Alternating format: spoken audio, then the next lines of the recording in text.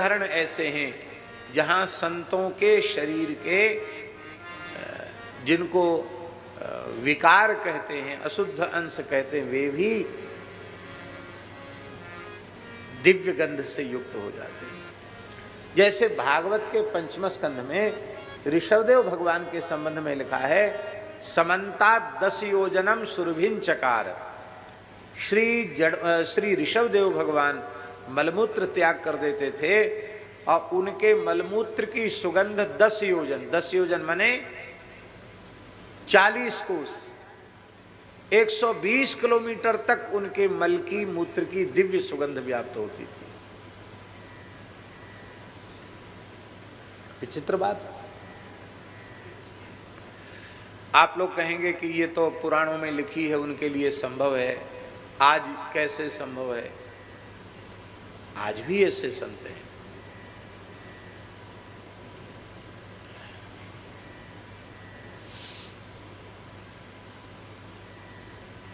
मध्य प्रदेश में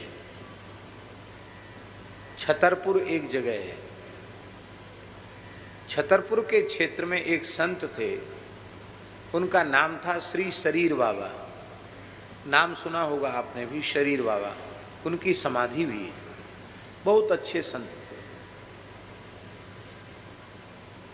वैसे वे ब्राह्मण देवता थे, शायद मास्टर भी थे अंग्रेजी शासन में, और राम नाम का जप करने लगे। राम नाम जपते जपते जपते जपते देहाध्यास की निवृत्ति हो गई। लोगों ने सोचा ये पागल हो गए, पर वे जीवन मुक्त पूर्ण सिद्ध हो गए। जड़ भरत जी की अवस्था, ऋषभदेव जी की अवस्था उनको प्राप्त हो गई। मस्त रहते थे। किसी ने कपड़ा उड़ा दिया तो ओढ़ लिया, उड़ाने वाला उड़ा गया, उठाने वाला उठा ले गया। कंधे पे कपड़ा है और गए तो गिर गया तो गिर गया, उनको उठाने का कोई प्रयोजन नहीं। कभी कपड़ा है तो कपड़ा, नहीं तो दिगंबर। सत्य घटना है उनकी जीवन की। वे छतरपुर के क्षेत्र में कहीं जंगल में पड़े थे, नंग धड़ंग। तो किसान लोग उधर से गए। सर्दियों के समय गेहूं के खेत में पानी लगाते हैं, रात में प्राय देखा होगा किसान जो सर्दियों में गेहूं में पानी देते हैं। तो किसान वहां से संजा को पानी देने के लिए निकले तो उन्होंने देखा कि बाबा पड़े हैं, ठंड खूब है। उनके मन में दया आई कि चलें बाबा को थोड़ा सा, कपड़ा तो है ही नहीं बाबा पे, जंगल में पड़े हुए हैं बाबा, इनको थोड़ी आंच बरा दें तो कम से कम अग्नि की गर्मी से ठीक रहेगा। उन लोगों ने लकड़ी इकट्ठी करके धूना जला दिया। अब वो तो चले गए। बाबा पड़े थे, पड़े पड़े उन्होंने हाथ पैर घुलाए होंगे तो दोनों पैर धधकते हुए अग्नि में रख दिए। और किसान वहां से लौट के जब सुबेरी टाइम भोर में जब रात को पानी लगा के किसान लौटे तो उन्होंने देखा तो बाबा के दोनों पैर जल गए, हड्डी तक जल गई। कोई व्यक्ति बुद्धि के प्रयोग से इस बात को समझ नहीं सकता। तो किसानों ने कहा बाबा तेरे सबरे पाम जल गए, पाम जल गए तुम्हारे। बाबा बोले ना हमारा हाथ है ना हमारा पांव है, जलेगा क्या, हमारा कुछ नहीं जला। अब वो तो देहाध्यास उनका समाप्त हो गया था। मैं हाथ पैर वाला हूँ ये उनको स्मृति ही नहीं थी। बोले जिसके पैर होंगे उसके जले होंगे, हमारे ना हाथ है ना पैर है, हमारा क्या जलेगा। उन्होंने ये कहा। अब बेचारे किसान आदमी क्या समझें कि बाबा ब्रह्म ज्ञान बोल रहे हैं। वो तो चले गए, बाबा तो बाबरो है और सबरे पाम जराए लिए, रे राम राम बड़ो बुरो भयो।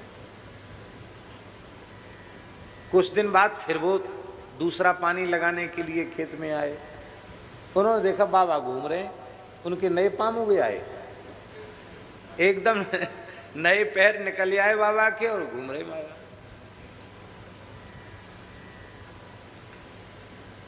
कभी वहां जंगल में घूमते, कभी किसी तीर्थ में प्रकट हो जाते।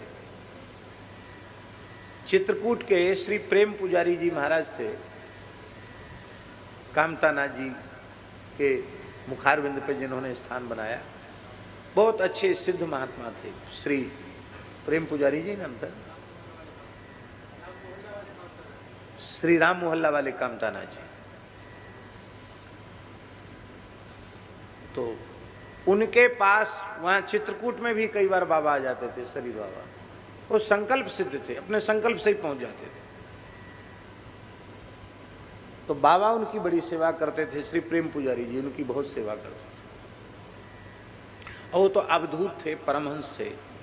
उनके कुछ अवशेष भी, उनकी जो वस्तु कुछ है वो आज भी वहां रखी हुई है।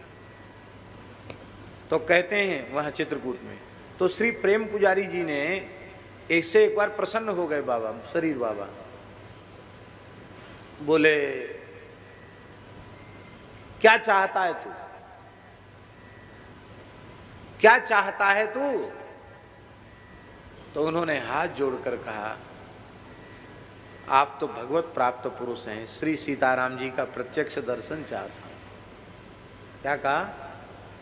श्री सीताराम जी का, चित्रकूट बिहारिणी बिहारी जी का प्रत्यक्ष दर्शन चाहता हूं, तो आजा मेरे पीछे। और कहकर वो कामताना जी पर चढ़ गए। ये सत्य घटना है महाराज। और प्रेम पुजारी जी भी चढ़ते चले गए, ऊपर एकदम गए तो प्रत्यक्ष उन्होंने देखा एक विशाल वटवृक्ष है और उसी पर सुंदर झूला पड़ा हुआ है। साक्षात श्री सीताराम जी झूला झूल रहे हैं। बरसात के काल की बात है। और इसके बाद वो प्रेमावेश में मूर्छित हो गए, बाबा अंतर्धान हो गए। इस घटना का शायद सबको पता नहीं है, लेकिन ये सत्य घटना है। शरीर बाबा के प्रति उनका पूर्ण गुरु भाव था और उनकी कृपा से उनको सीताराम जी की झलक चित्रकूट में मिल गई। ऐसे संत थे। छतरपुर का राजा, राजवंश तो अब भी है, उसमें तो रियासती जमाना था। तो छतरपुर का जो राजा था उसके महल में पहुंच गए बाबा, घूमते फिरते, अवधूत थे, पहुंच गए। राजा बड़े भक्त थे, नाम क्या था मैं नाम भूल रहा हूं, उस समय के जो राजा थे, मर्दन सिंह या क्या ऐसी कुछ नाम था, नाम भूल रहा हूं। बाबा को प्रणाम किया, प्रणाम किया तो हैं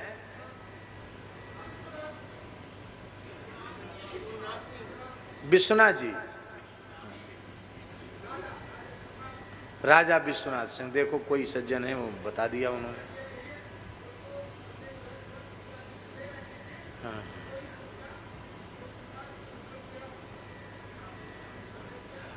बैठ जाओ, बैठ जाओ। वाह, देखो एक ऐसे से कहां कहां से लोग आके श्रवण करते हैं। तो वहां जो है वो राजा ने प्रणाम किया, विश्वनाथ सिंह जी ने भीतर ले गए, महल में ले गए। तो महाराज आज्ञा करो सेवा। उन्होंने कहा महाराज यहाँ बैठो। वो सिंहासन बिछाया था उस पर नहीं बैठे, ऐसे कालीन बिछाया था राजमहल में, वहाँ कालीन पे ऐसे बैठ गए जैसे डोल डाल करने शौच के लिए बैठते हैं, वैसे बैठ गए। और बैठ के उन्होंने मल त्याग कर दिया गलीचे में। और बोले उठा, सेवा पूछ रहा था क्या सेवा करें, उठा इसको।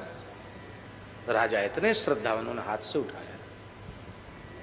बोले इसको दीवार पे थाप दो, कंडा बनेंगे इनके, कंडा थपेंगे कंडा। और आश्चर्य की बात है कि उनके उस मल को ऐसे रख के किया, कंडाई हो गया, उनके मुंह से कंडा निकला और पूरा महल दिव्य सुगंध से गमगमा उठा।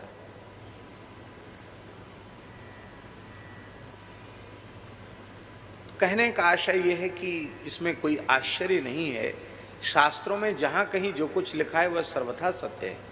हमने अपने जीवन में सबसे पहले शरीर में सुगंधि का अनुभव पूज्य स्वामी श्री शरणानंद सरस्वती जी महाराज का, जब वो ब्रह्मलीन हुए तो हम वहीं उपस्थित थे, बरुआ सागर स्वर्गाश्रम में ही। तो हमने ये देखा उनके श्रीअंग को जब स्नान कराया गया समाधि के पूर्व, तो उसमें हम भी उपस्थित थे, क्योंकि हमारे प्रति उनका बहुत स्नेह था। इसलिए अत्यंत निकट हम उस परिकर में, छोटी अवस्था होने पर भी हमको सौभाग्य मिला भगवान की कृपा से। तो दूसरे की बात हम नहीं जानते, हम अपना अनुभव सुनाते हैं कि उनके शरीर को स्नान कराते समय ऐसे ऐसे जो किया, उसकी सुगंध कई दिनों तक, हाथ की दिव्य सुगंध गई नहीं।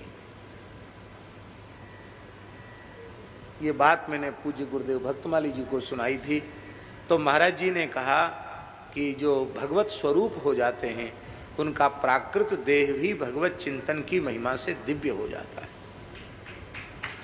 महाराज जी ने, पूज्य पंडित श्री गया प्रसाद जी महाराज, गिरिराज जी वाले बाबा सरकार, उनके जब कुछ अस्वस्थ थे, भगवत धाम जाने के कुछ समय पहले की घटना है। तो एक मल ऐसा होता है कि जो चिकित्सकों के अनुसार काला मल, अब वो मृत्यु का सूचक होता है कि अभी शरीर ज़्यादा रहेगा नहीं, कि शरीर मल पर टिका हुआ है। तो वो मल निकला पंडित जी के शरीर से, और उस घटना के साक्षी डॉक्टर पारीक जी, होम्योपैथ के बड़े डॉक्टर पारीक जी आगरा वाले, उन्होंने वो बताते कि ऐसा अनुभव जीवन में हुआ ही नहीं।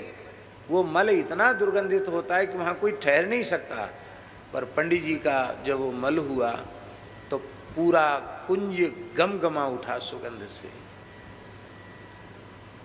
ये भगवत धाम जाने के कुछ दिन पूर्व की घटना। तीसरी घटना पूज्य गुरुदेव श्री भक्तमाली जी की यहाँ लक्ष्मी लाइफ हॉस्पिटल में, महाराज जी वे स्वस्थ थे, कई दिन से पेट साफ नहीं हुआ था, कुछ डॉक्टरों ने दवाई दी, पेट साफ हुआ। वहाँ भी ऐसी ही घटना घटी जिसके साक्षी ये दास और वहाँ के चिकित्सक।